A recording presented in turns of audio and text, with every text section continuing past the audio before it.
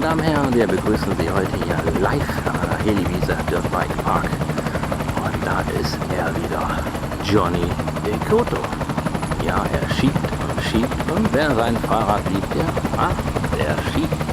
Ja, wir wollen heute mal gucken, was geht denn noch alles so. Und da sind wir doch sehr gespannt, denn heute ist der Flugtag.